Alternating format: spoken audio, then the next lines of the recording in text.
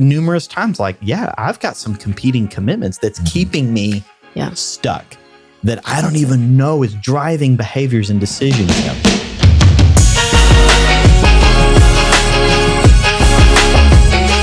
want to take a minute and just welcome Micah to the podcast today. Hello. Pastor Micah is the campus pastor in our Boswell campus, but also he is a marriage and family therapist candidate. So you're in the process of becoming a licensed therapist, but you're doing it, like, working with people, working with marriages and families, and helping people navigate things. And so we thought you'd be a great addition to this conversation, because today we're talking about why you're stuck. And, we're all about transformation here it's the mission of our church, seeing people transformed by Jesus. It's a frequent topic on this podcast of how we actually live transformed lives that are in connection and fellowship with Jesus. And Pastor Jacob, you've been on kind of a vein recently, even in learning and understanding new things about joy and attachment and different things that are giving maybe a wider picture of how transformation takes place and things like that. And so we just wanted to spend some time sharing stories and unpacking this idea of transformation and what happened, what is it that makes people get stuck? And when they get stuck, what are some things that would be helpful to get people unstuck from the situations or habits or behaviors or things that they find themselves in. So we'll be referencing this book by Jim Wilder called Renovated.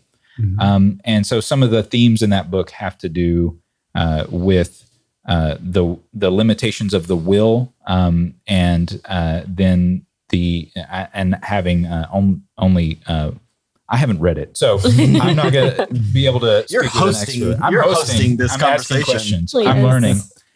So I'm going to show my lack of knowledge of what's in the book as we're kind of setting up the conversation. But there is these themes of willpower, discipline, and then attachment, and how those things affect our ability to make changes in our life and things like that, and how they have different,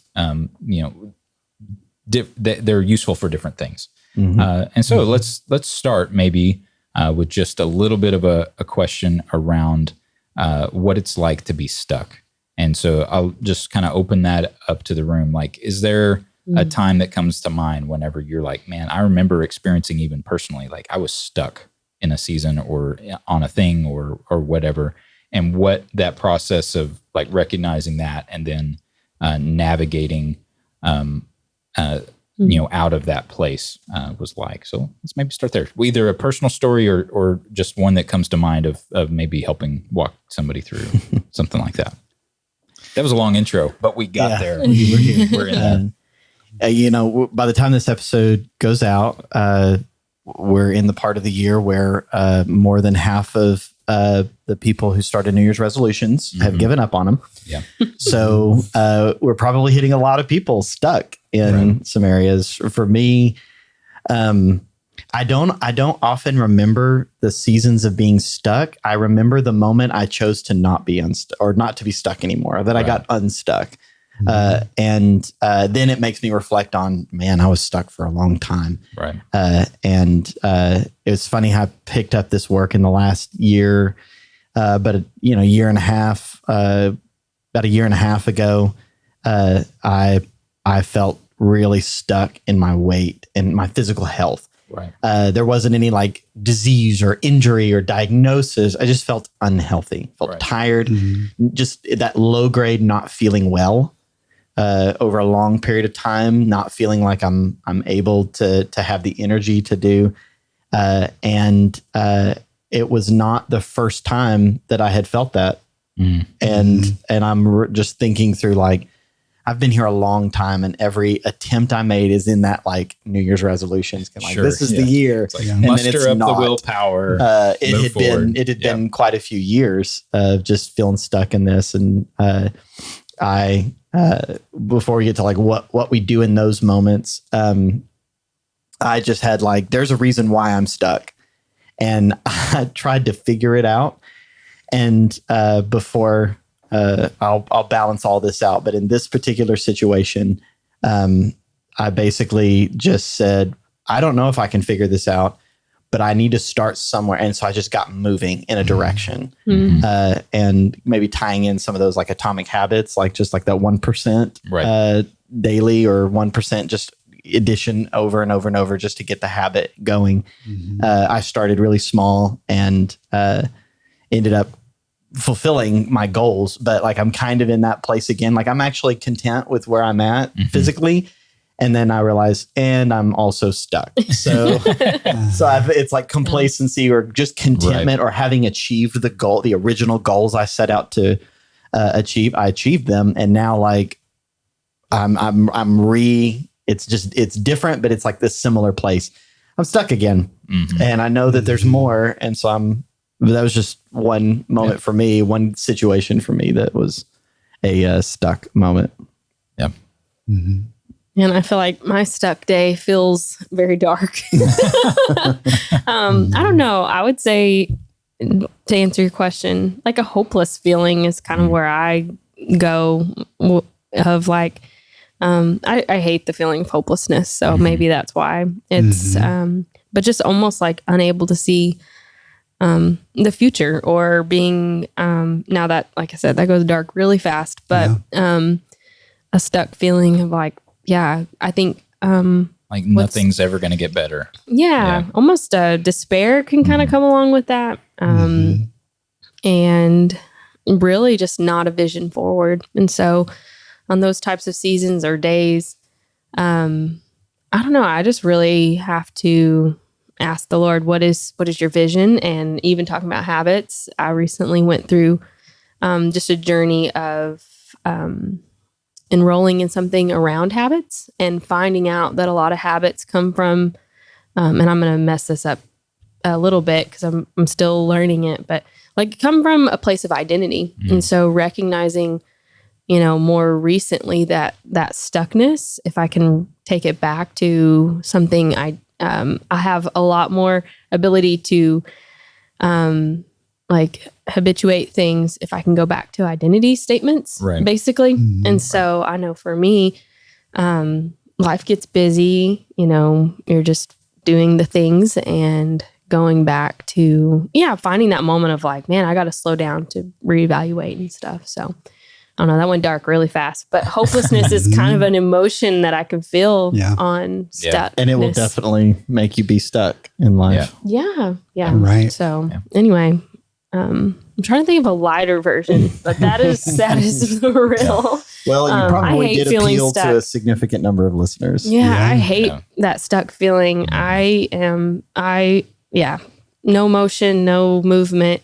That's probably the worst of all. So I have a passion for hope, because I hate, I just, it makes me want to cry, actually. It's awful. So. And Hannah, from like even like a therapy perspective, one of the things that like we talked about in school, they introduce you to all these different kinds of like theories or models, ways of doing therapy. And there's a lot of research on why this one's better than that one, or this or that.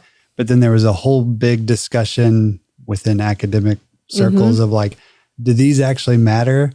Or are there like what they call common factors of like, these are just things that happen if you're doing therapy, regardless of the model. And they, studied these common factors. What are common factors for people who change? One of the first ones was hope. Really? Like one of the first things is like, is someone going to benefit from being in therapy? It's like, do they have hope at all for a change? And that is like, wow, as big as anything else. Wow. I know there's a lot of scriptures around that, like when your hope's deferred, your heart is sick. Just a sense of lack of purpose, you throw off restraint. I mean, just all of those things. I'm butchering them, but I'm describing you're in the field. a hopeless, hopelessness is awful. Yeah, so. I think anybody who's been stuck in addiction, or some sort of negative or brokenness habit or behavior, whether you'd classify it as, substance abuse or some sort of coping mechanism, like where you feel out of control. And like unable to exercise your will, like that can be really frustrating. There you go. Having been in places like that in my life and just realizing like I am unable to make an improvement by just knowing the right thing and choosing the right thing. Yeah. And often that part there, you have that narrative with yourself, but you know it's not just tomorrow that it's going to improve. You know you have a journey and you don't know how long that journey is. That can also give you a sense of hopelessness. Like, do I have it in me to get unstuck? You know? So anyway. Yeah. When I think about times of feeling stuck, the biggest examples to me come around parenting. I have 4 kids. The oldest is 5, all under that. 4, 5 and under. Praise God. Yep. Y'all went for it. All right. So it's beautiful, wonderful. It's great, but also stuck. Yeah. That kind of. So just whether it's like bedtime routines or we're having the same, clashes with kids just over and over again, just feeling like, what are we doing? What can we do differently? Like, how can we get unstuck? Yeah. That's a good. Yeah.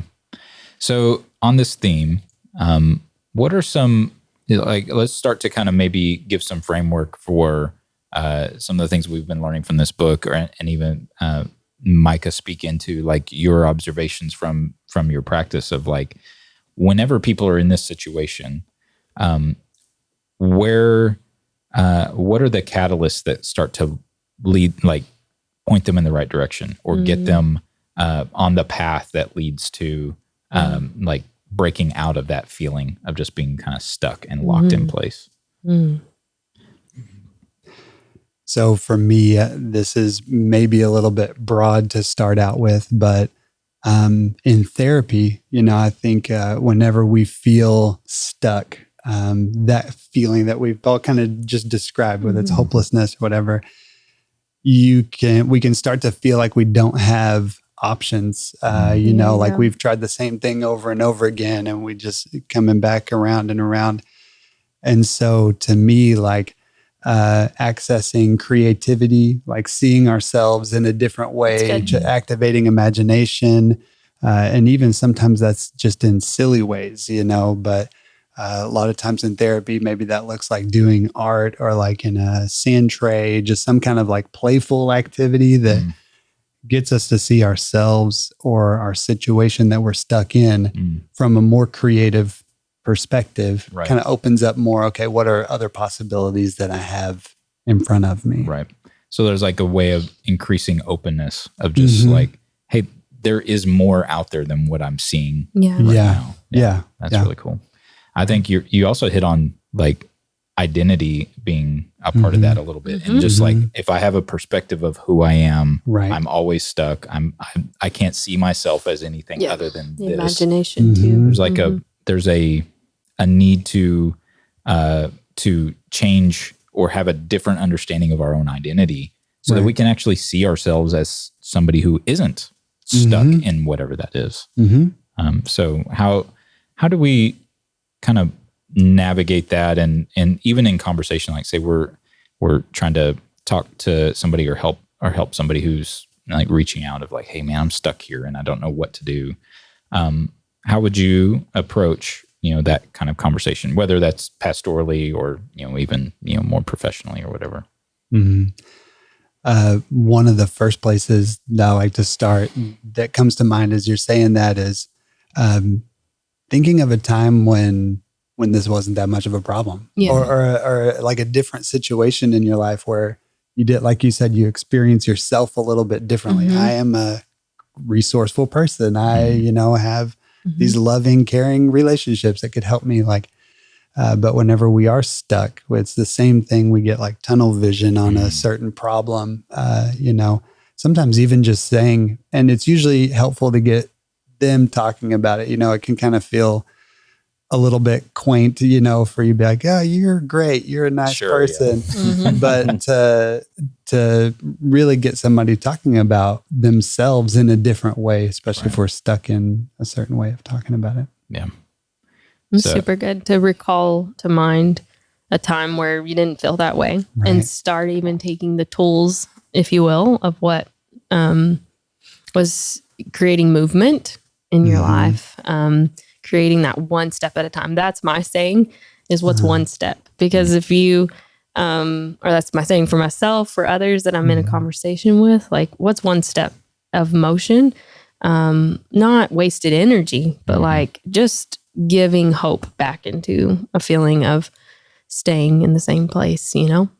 Again, that idea of sometimes it's the daunting journey that makes us feel, you know, stuck. But what's one step in that direction? So it's the 1 degree of change over a long period of time, whatever it can be. Yeah. What about you? My brain's on a different track a little bit. Because like y'all are really sweet and nice people. Like you're the therapist and the compassionate pastor that's like so tender to the person. I'm feeling like a little more balanced in the conversation. We all were like saying that. I'm like, okay. Jacob's like, let me inflict pain on myself so that way I can get unstuck. No, I'm trying to think like the different times that I personally, so pastorally, what y'all are saying is the right approach, to listen well, to get the person a sense of calibration to who they are, and then what has brought them there, and then like how to see a way forward. And my brain started thinking, okay, like I often approach this with like, how do I understand it? So that I can discern quickly what's keeping me stuck. There's some works done by two Harvard psychologists, 10 years ago, maybe more. I can't remember their names, but the one book is 7 Languages of Transformation. And they did it in like workplace psychology. So like what makes a workplace environment healthy or not healthy. And they found there's 7 languages, and the title of the book is How the Way We Talk Can Change the Way We Work, which is a horrible title. But they have 4 internal languages we speak to ourselves, and 3 external languages, how we speak to one another. And the 4, they did all the languages, they structure from this to this. And the 4 internal, they then wrote a follow-up book, which was much longer. It was really long, entitled Immunity to Change. And basically it's like why you keep self-sabotaging your own growth or change. And like what originally got them into something like this, and in that book, it's like heart patients who, if they will take this medicine and do this very small amount of activity and just stop eating these couple things, like they're nearly guaranteed to live. Wow. But if they don't do this, they're almost guaranteed to die. And it's like a tiny percentage actually does it. Right. And so they were trying to understand, like, where does this come from? And since all of this was off the top of my head, I probably should have grabbed the book and reviewed the different languages. But I remember the first 3 especially, because the gap between the second one and the third one is usually where you get stuck. And so the first one is from complaint to commitment. And their argument is that behind every complaint that we have a commitment that's being violated.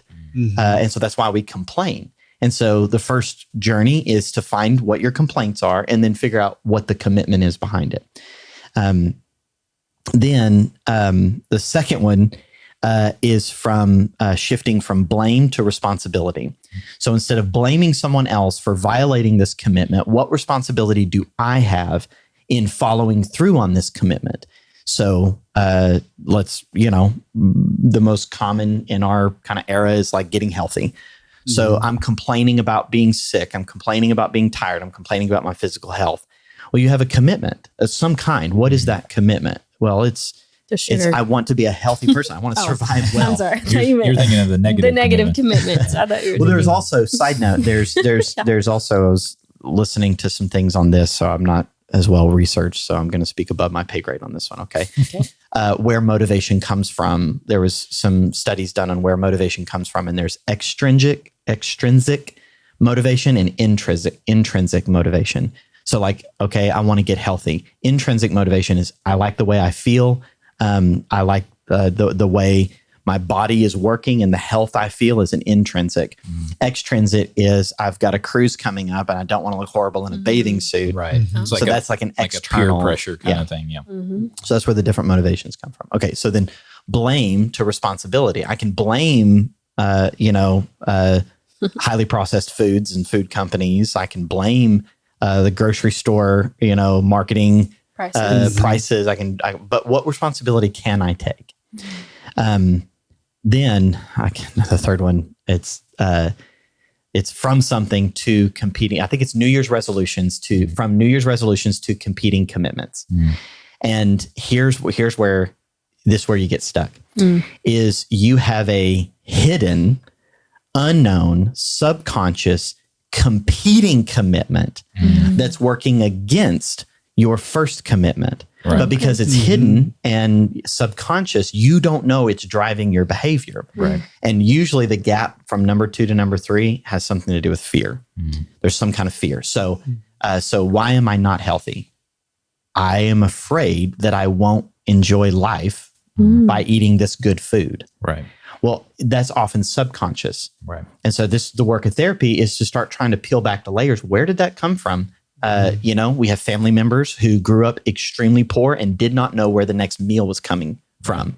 So they habituated a fear. A fear caused them to habituate, eat as much as you can when you get the opportunity. Right. Well, then when they're no longer in those situations or in that conditions, they've already habituated into this lifestyle of like consume as much as I can. And because I didn't enjoy food as a child, because I didn't know where it was going to come from, man, I love these sweets or I love this particular unhealthy food and I'll eat as much as I can. It's like internal vows. So I have a commitment. I want to be healthy. I hate feeling this way. I hate feeling sick. I hate feeling tired. All that. So I have a commitment. Now I take responsibility. Well, why would I not eat healthy? Why can't I maintain a exercise regimen? Well, because I also like sitting on the couch eating chips. Right. But you're often not aware of that competing commitment. So that's usually, and spiritually or scripturally speaking, I put that in the category of strongholds. It's these little mental towers we build that can traffic. It might not be trafficking evil, but it's trafficking selfishness. It's trafficking self-centeredness. I'm trying to keep something secure because I'm afraid of losing it. And then the fourth language is from assumptions you have to assumptions that have you. And another way of saying it is the stories you tell versus the stories that are telling you. Basically, what's like, and it almost sounds trite, but it's actually a significant thing. When you actually uncover a competing commitment, the next question is like, if the worst what's the worst that can happen? And you start figuring out like, why is that competing commitment so secure in my life?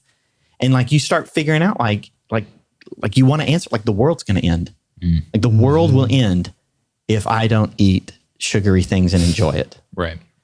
Or like, I will be a miserable, self-hating person if I'm healthy. And then you just start asking, well, is that true? What's true about that? Is it possible? Possibly. Yeah, it is very possible the world will end if you follow through on that.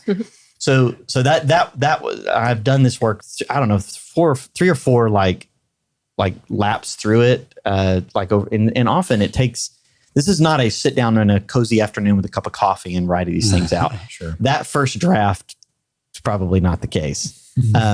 You have to like run the experiment of your life to see I'm self-sabotaging, and all that is subconscious behavior, which is getting into some of these things of what drives the subconscious and why the will is often not enough. Like exerting willpower is often not enough.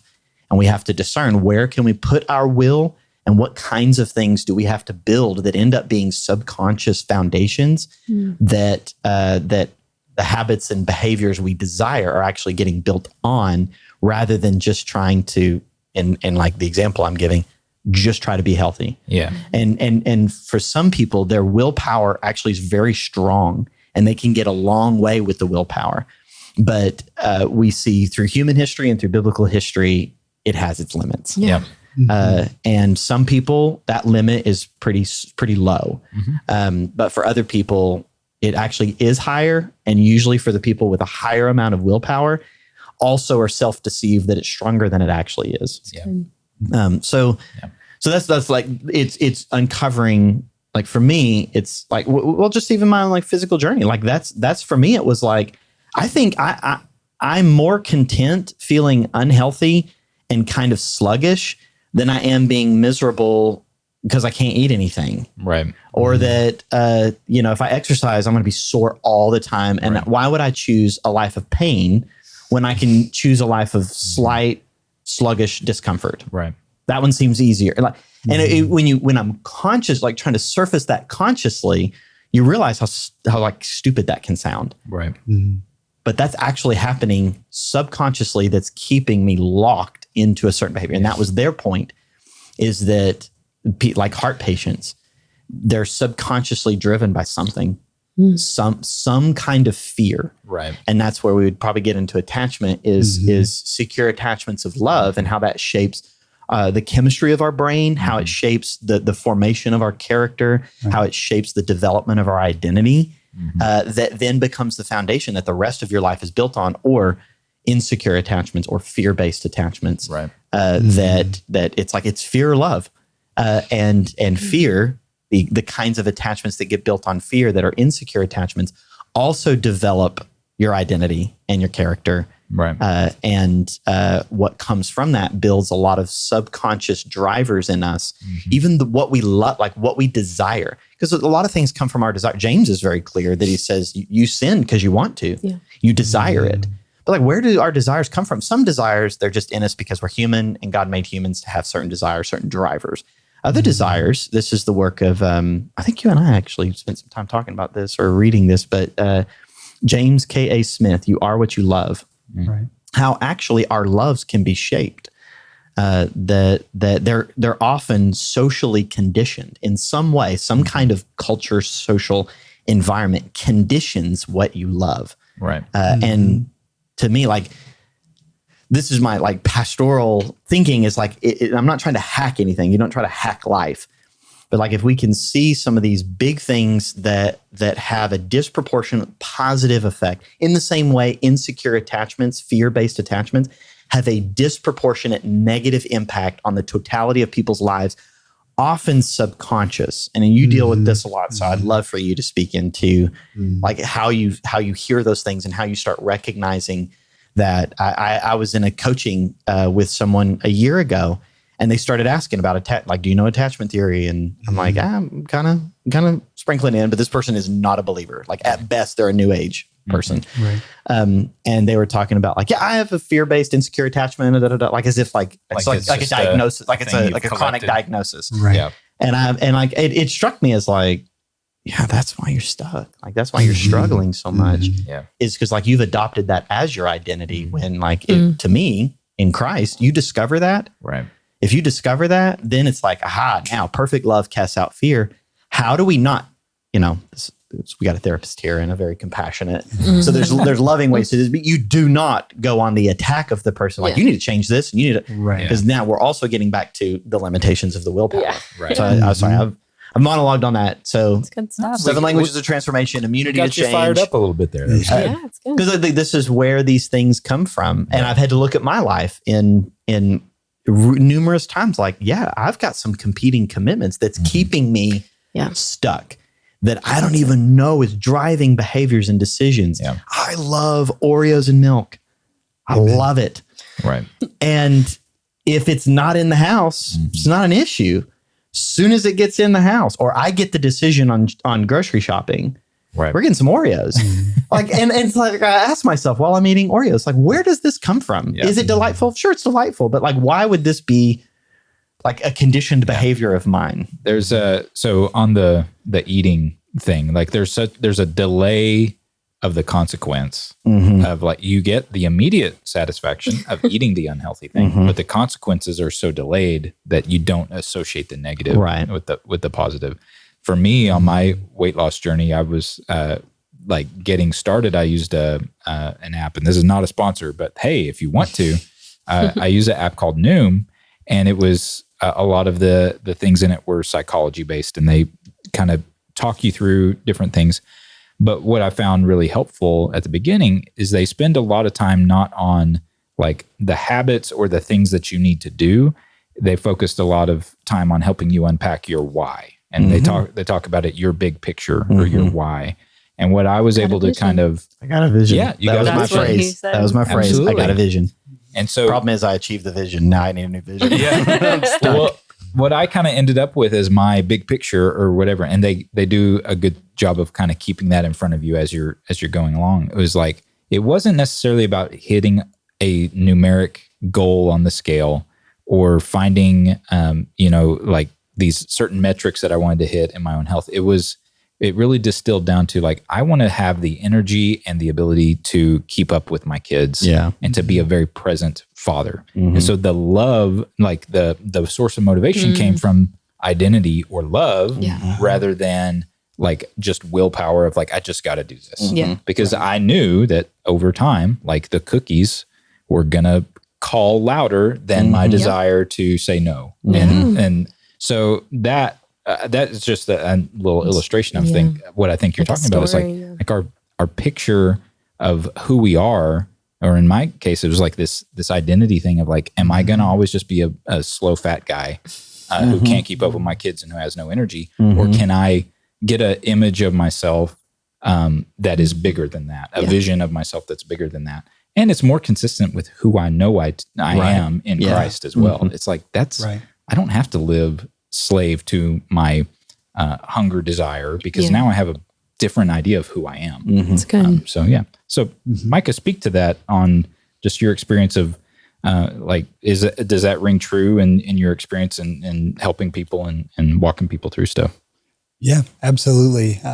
What you're describing there of like this locus of the motivation kind of being around your relationship with them, that's very much aligned with what's in this book, those attachment relationships that are formational to us, that are motivating, and where that it almost like it speeds up the process.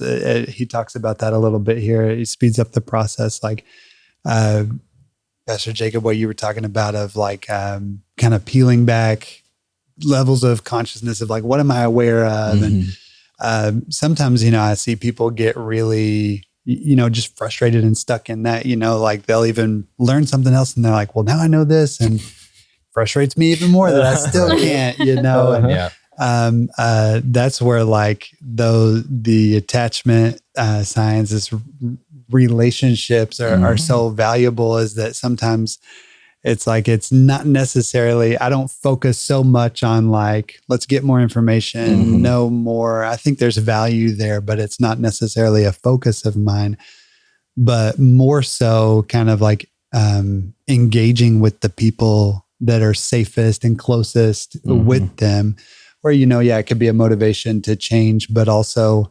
that kind of like reinforcing our identity, right?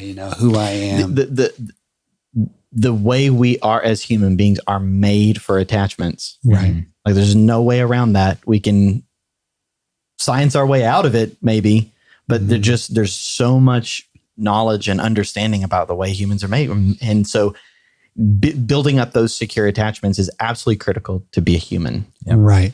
And speaking of attachments, we would love it if you would attach your finger to the subscribe button, tap that subscribe button, hit the like, and attach yourselves to us. We love, we're loving, kind people, except for Pastor Jacob. But we just want... That's a downstream. We want to stay connected. We love if you're enjoying this, let us know. Hit that like button. All right, proceed. But so that's why I understand one of your goals with who you're helping is to try to discover those attachments and build them up stronger. Am I correct in that assumption? Yeah. Particularly with couples, I see a lot of couples in therapy, and a lot of that is being that safe place for attachment with one another. And attachment science, there's a whole, there's all kinds of deep dives you could go down, but essentially like kind of started from researching infants and their development. And it's all about who's the person in my life that's the safest. Caregivers, moms is where it started, dads as well. But like, and in those relationships, can I get predictable care whenever I need it? Am I going to be okay? If I have a need, is it going to be responded to? Are my emotions going to be mirrored? Do I have somebody giving me emotions that I can mirror? You know, am I seeing a smiling face? Or if I furrow my brow, like is somebody, it's like very basic stuff. But those types of things kind of form what we're looking for, what we need, and what regulates us. And then we get into, you know, to marriage or, you know, those really secure, close friendships even.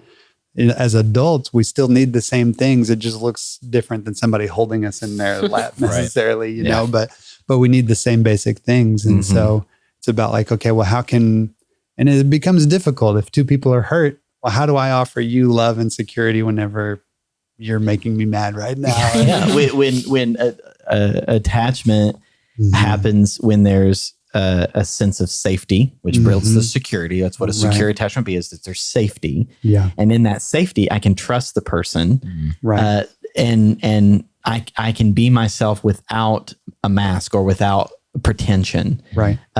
Well, when the person who you're supposed to have that secure attachment with is the person that causes you pain or has violated the trust or who you deem to be unsafe because you have been yourself and got punished for it, then like now what could be the secure attachment disproportionately, what I'm experiencing, you're in the therapy realm, becomes like a greater sense of pain that you won't have the pain if there wasn't an attachment. Right. Like people that I don't have an attachment to don't cause me a significant amount of pain. Maybe some annoyance, but like not pain, but they also don't bring me a sense of joy either. Right. And so the people that that have the capacity to bring you the most joy and a loving attachment also becomes dangerously the opposite. And that's people are in therapy not because they have secure, joyful attachments. Or that they've been able to maintain them. Right.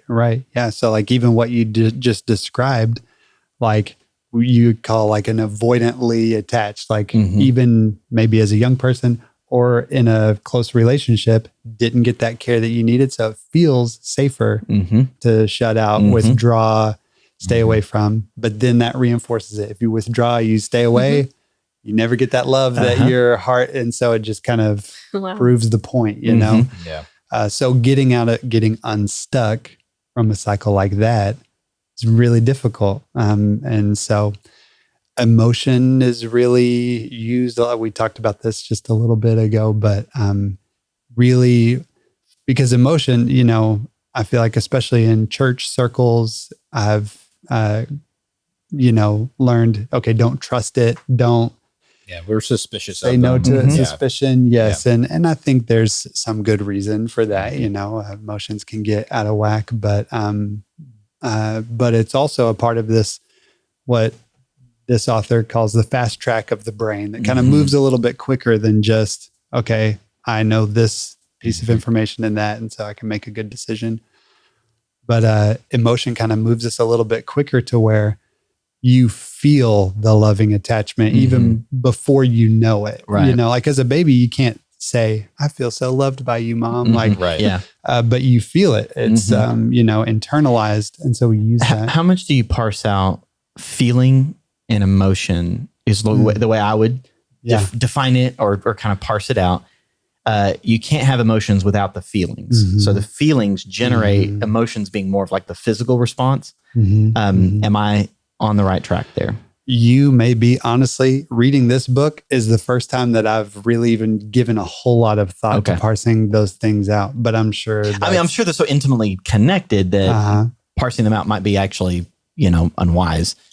Or too unwise, but like the way I've heard and maybe even preach. So correct my preaching if I'm off. I'm not here to correct anything.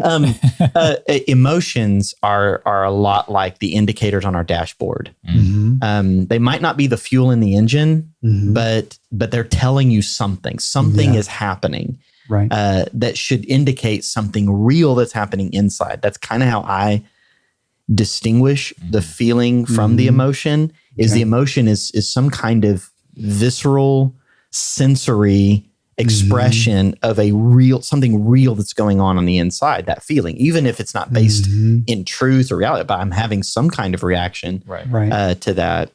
Yeah. Am I in a ballpark? That seems to make sense, to where, and that's where like with a secure, loving attachment, it helps to kind of like match up those things that what I'm seeing on my dashboard is actually aligned with what's going on in here, where, otherwise you're much more easily dysregulated, and just not really understanding it. Like if your fuel gauge is broken, you don't actually know what's in the tank, and so you just kind of guessing, and that can be scary.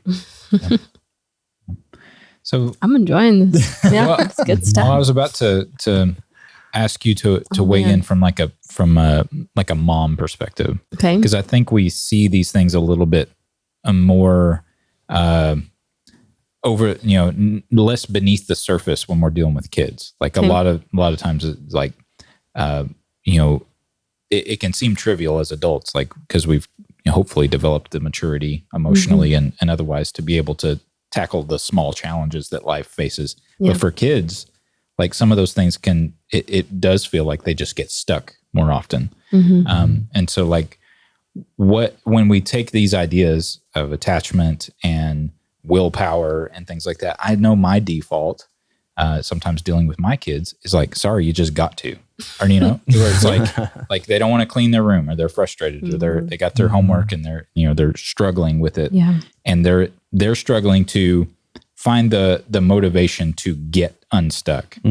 My default is, because I'm a grown adult, and this is my internal monologue, is sorry, you just got to get it done. Yeah. And the shepherd's goad. Yeah. It's like, just go, just get it done. But that's often very ineffective at actually helping my kids get unstuck.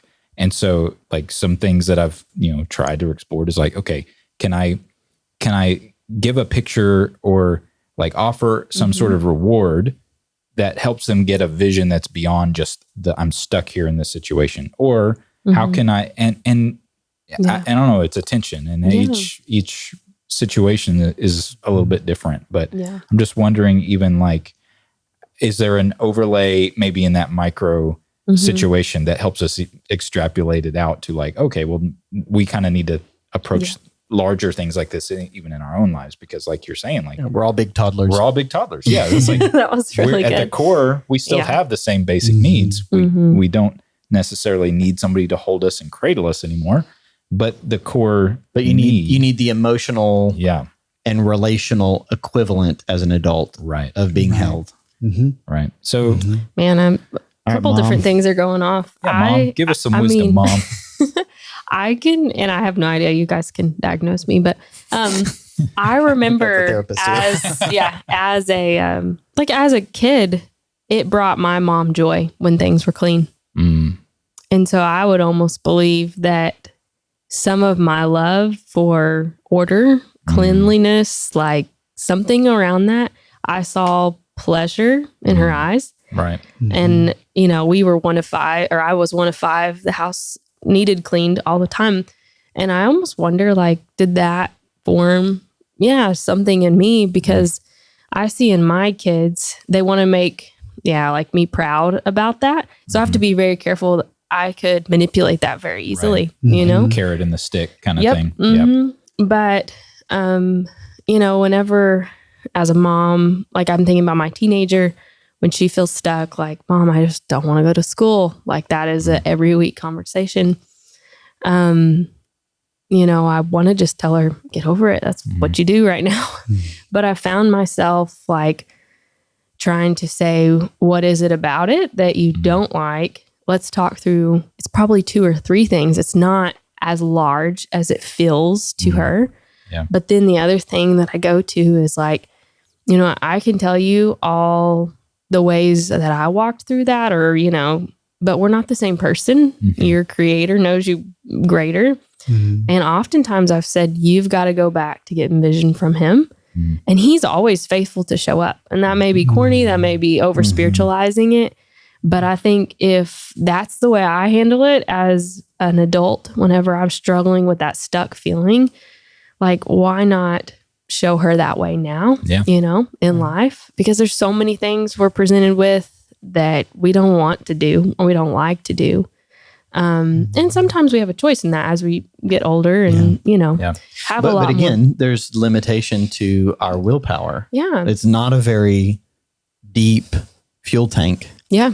And joy, and here and a number of other books that are similar to this talk about the joy tank. Like joy becomes the fuel in the tank that generates way more motivation and energy towards a forward direction, towards transformation, than the tank of our willpower. Yeah. And so you're trying to get them, our children, to tap into a deeper fuel tank than just do it. Because I have we have certain kids that, man, they've got more willpower than the other.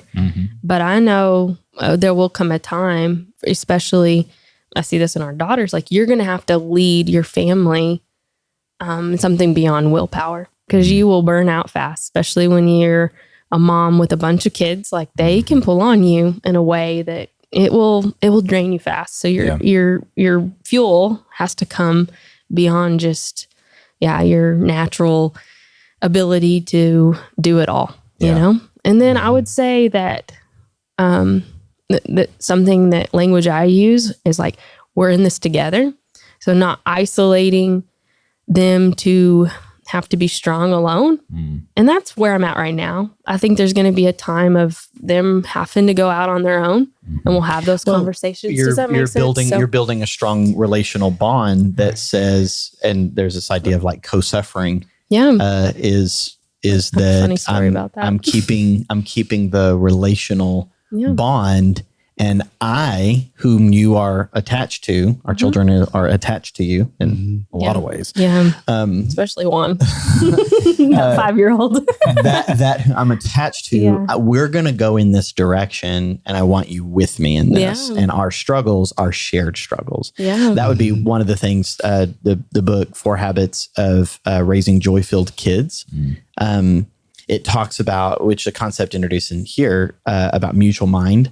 That what you were saying earlier about like an infant and a toddler's nonverbal connection with that whom they're attached to is looking for, are my emotions safe for you? Can you handle it? And can you help me understand what I'm experiencing?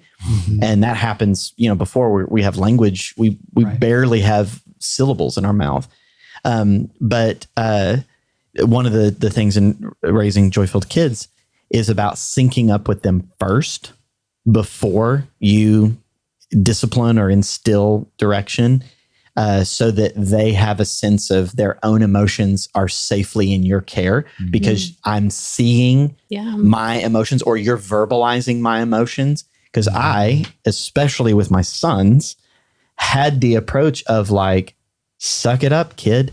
Like my job, 5-year-old, is to make you a man, not smile at you.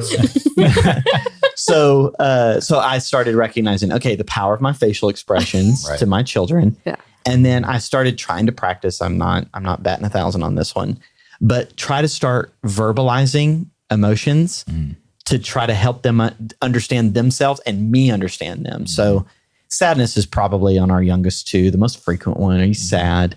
Are you afraid? Are you hurt? Are you anxious about this? Just trying to hit. Do you feel shame? Because we have one kid that they go to shame quick. That's the first thing. And so I'm trying to figure out, maybe not even using the word, but trying to verbalize. Do you feel embarrassed by that? Do you feel ashamed? Instead of like, I'm sorry, suck it up. That is the exertion of the lever of the will to make change. Can be effective sometimes, but it does not have a very large fuel tank. The attachment and the joy that comes from that sense of safety and love and trust has way more powerful effect. So I'm trying to learn, and I'm growing as a dad, that she's way better at, is to sync with the emotions first. Before, this kid is in trouble, and they are going to be disciplined. But so that they don't think dad's like an angry rage monster, even if I don't raise my voice or whatever, but like I'm just the mean disciplinarian. Right. I'm first a caregiver in your life. I care about you enough to listen and pay attention and do my best to even kind of mirror, especially our youngest experiences sadness a lot, because when a 5-year-old doesn't get their way, they're sad. And a 5-year-old doesn't get their way very often. Right. So they're sad a lot. Right. So a 5-year-old who's number 5. Who is fifth. Yeah. So he's sad a lot. But I'm even learning him, because there's other things like, are you angry? And he's even learning. He'll go. That's good. So that, and then like this morning I had to discipline him because he was out of line. And used to, I'd be sharp on the spot, done. You're getting this discipline, and that's it. And I at least it only took, I don't know, 30, 60 seconds. What's going on? Are you sad? What's the matter? And like doing my best to like kneel down to try to get eye level with him. Yeah. I still got to discipline him, and he's going to get discipline, and he's going to get correction. But I want him to feel more safe with me, because he's super attached to her. I'm not sure. We're working on the attachment thing. But I just think of that in a large scale. That's like super obvious, like you were saying. Right. All that gets super surfaced easily in children. Yeah. We are more complex than that and hide and don't have enough awareness of what goes on the inside of us. And so I'm even trying to learn, okay, how do I sync up with my Heavenly Father better?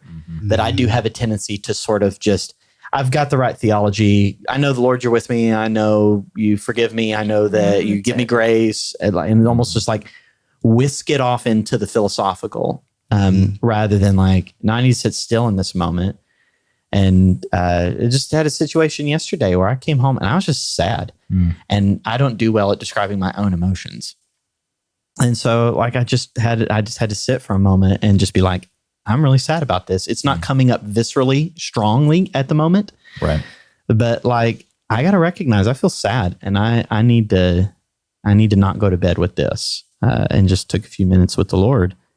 Just like, hey, I'm sad about this, and I don't have a lot of hope in this particular situation. And I'm having to grow. And that often will create the necessary foundation and energy for transformation, that then your power to choose has an impact.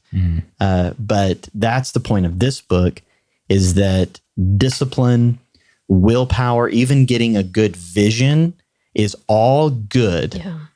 It just needs more. There needs to be a stronger foundation, or you need to tap into a larger fuel tank, which is loving attachment to the Lord first, and then to community, and then receiving joy from those loving attachments that then give you the energy for whatever moves forward towards your vision, towards a more hopeful outlook on life. Yeah. There's another book that this author worked on that I'm just at the beginnings of, called Rare Leadership. And one of the points that gets brought out early in the chapter that I'm reading is often for leaders, the lid on their development or their capacity, or like how effective they can be, is emotional immaturity. And that, I know for me, was a recognition several years ago when we went through as a staff a book called Emotionally Healthy Spirituality. And like recognizing Pete Scazzaro. Yeah, Pete Scazzaro, great book. But it was a kind of an aha moment for me of recognizing, like, I had spent a lot of time investing energy in growing my knowledge, growing my biblical literacy, good teaching, things like that, but had really neglected the emotional development part of my life. Yeah. And that played itself out in obvious ways where I was just grossly, I would say, grossly ill-equipped to fulfill the roles that were required in my life, whether that's in my marriage or at work or whatever, and just like recognizing, wow, there's a great deficit there. So, Micah, just like you to weigh in on, is that something that you see pretty commonly, just like a level of emotional maturity that's kind of lacking in grown adults sometimes? Yeah, absolutely.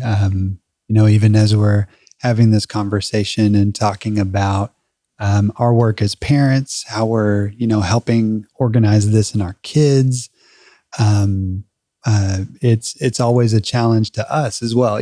Like I think about even Jacob, how you described what you've been doing with your youngest, to kind of help models, use the words, and then what your experience was yesterday, to be able to come home and have a pretty quick awareness. I'm sad and I need to and can do something to help meet this need. I think there's a correlation, not saying that you couldn't have done that otherwise, but just like it builds maturity even as we're kind of, trying to offer this gift to our kids or congregants, other people that we're like doing Christian life with. It does help us to mature and to grow. Do you think it's a skill that can be developed, or is maybe another way to phrase it is like, do certain people have more of a natural gift for this, or is this a lot based on just like how they were raised, circumstances? I don't know. Maybe there's just a lot of factors at play, but I just know in self-evaluation, like experiencing and communicating my emotions has been a constant struggle like my whole life. And like part of when I look at my personality and I'm like, yeah, this is difficult and this is hard and even putting words to it sometimes is hard. But then like there's the side of me that's like, well, I just don't feel as deeply or as much. Yeah. And maybe that's how I'm wired or whatever. Yeah. And so I even go back to identity and try to excuse certain things. Like, well, that's just who I am. But I think growing and in awareness and then recognizing that, God gave us emotions for a reason. Yeah. Right? And like being okay with experiencing negative emotion. And then like something you brought out recently, Jacob, around like, what are those for? They should drive us back to joy, like in their most ideal state, like recognizing that they're not just something to be avoided. Cause I think that was kind of my coping. Cause if you don't have secure attachments, I always want to check my assumptions here. So I'm looking at the therapist.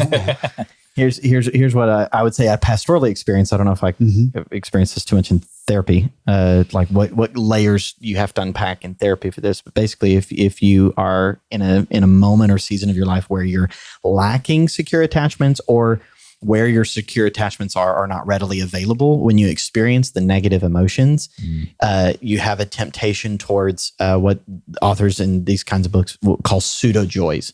Things that give you dopamine hits. Right. So, that can be from, sugary drinks or food to alcohol or weed or pornography, things that give you spikes they call pseudo joys. Right. Because you're experiencing a negative emotion. You don't want to experience it.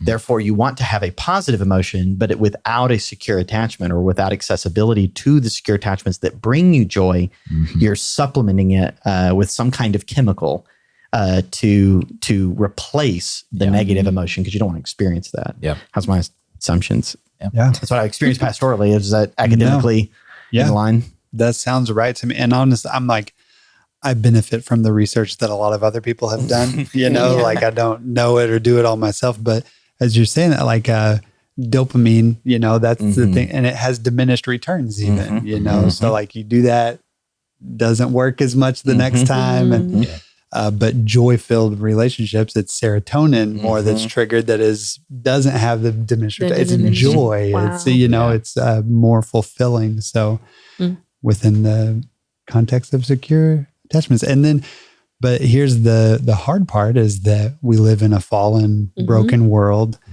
And so there's so many people who benefit, our hearts find rest within a secure, loving attachment. And look at you tying in some St. Augustine. I mean, that's the beautiful thing. It all goes together. So it does. I think that's why I was so drawn to attachment theory whenever I heard it in the therapy world, because it is just like, well, this is biblical truth. This is the nature of God and how he sees me. So yeah, our hearts come to find rest in secure, loving attachment. but we're living in this broken world where so many of us, whether from caregivers or experiences that we've had in life, it's been fractured, it's been marred or messed up. And so it's difficult. Yeah. I imagine someone that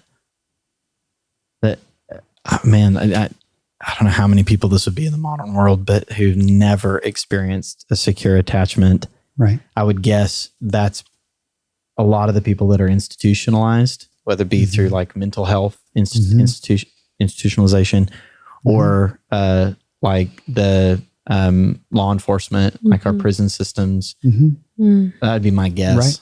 Is that the vast majority of them, maybe even all of them, either never experienced a secure attachment or the vast majority of their relationships were fear-based insecure attachments. And then that conditioned the life to make, conditioned the life to make certain choices that now they're reaping consequences of their choices, but its original formation actually comes from a lack of love, so to speak.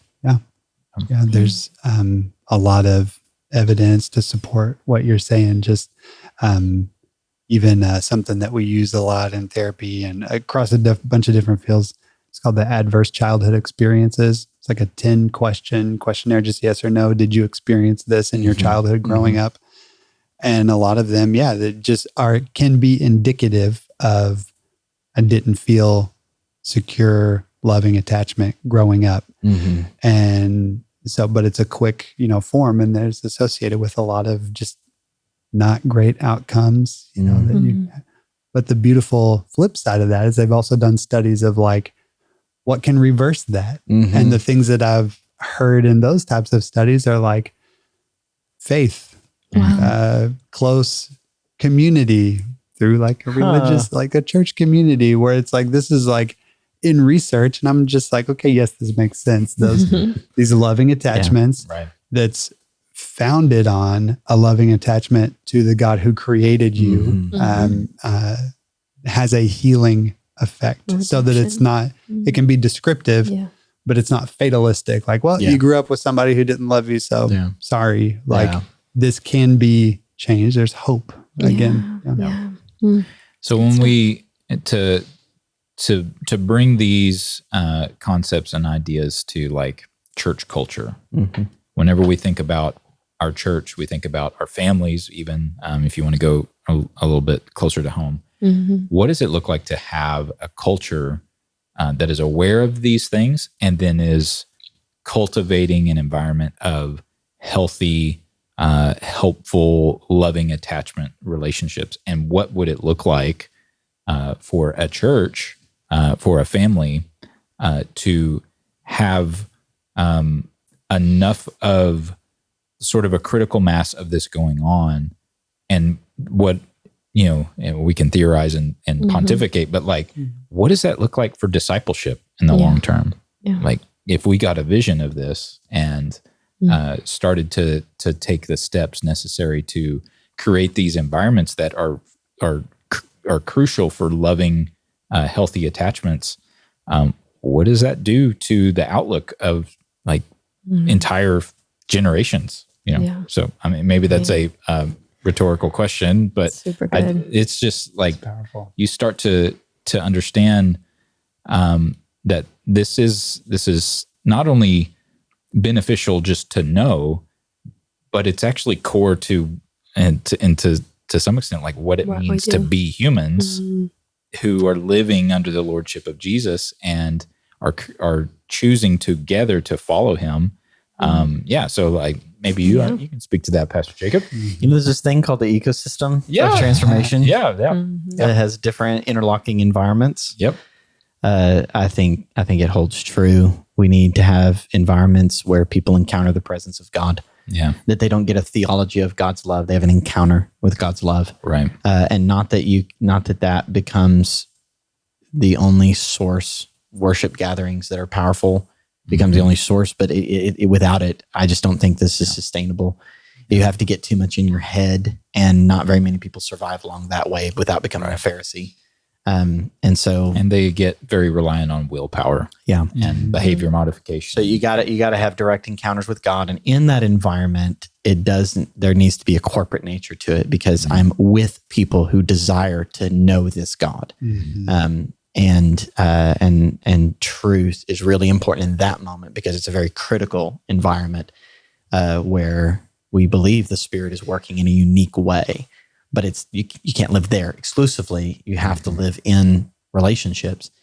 And so cultivating a healthy community that has emotionally and spiritually mature individuals who know how to cultivate an environment around them that is healthy and safe for those attachments to be built without it getting corrupted or malformed.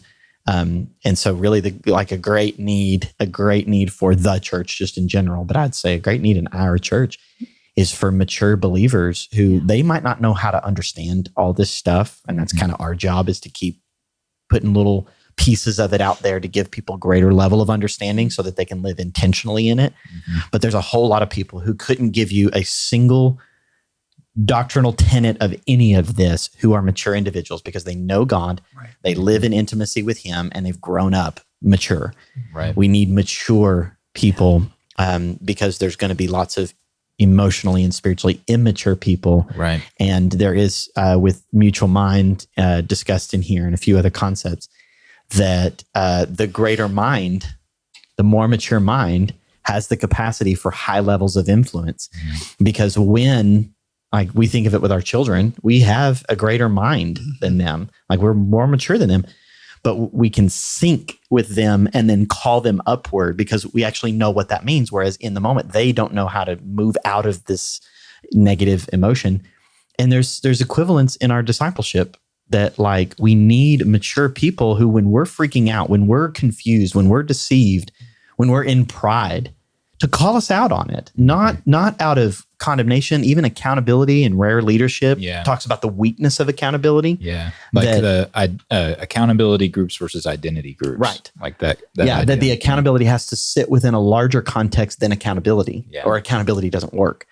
That's discipleship. It's stronger, mature hearts and minds, able to sync with the immature and call the immature upward.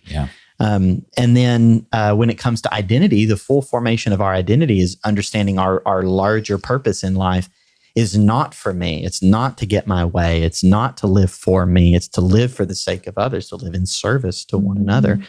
And then we as the church become the greater mind and safe attachment for a looking world. A world is looking for that. And so you have to have the mature in that ecosystem who can call the immature upward, and then the whole church calls the world upward by living sacrificially for their sake. The phrase that comes to mind is that faith works by love. Right? It's how do we actually walk all of this out? Ultimately, it's not about necessarily just believing correctly about things. It's got to be it's got to get to a deeper level of who we are, because God is love. The way that this gets worked out in our lives is in loving relationship with God and loving relationship with each other. It's good stuff. So that brings us to the end of this awesome discussion. We just want to say thanks, Pastor Micah, for being here, jumping in on it. We'll have to make sure we have you back on a future episode. And if you enjoyed this, please let us know. Look at the right camera. Leave us a comment. Let us know what stuck out to you. Did any of this resonate with maybe something that you've gone through? What's this period of time in your life that you'd be willing to share where you felt stuck, and then were able to come out of that?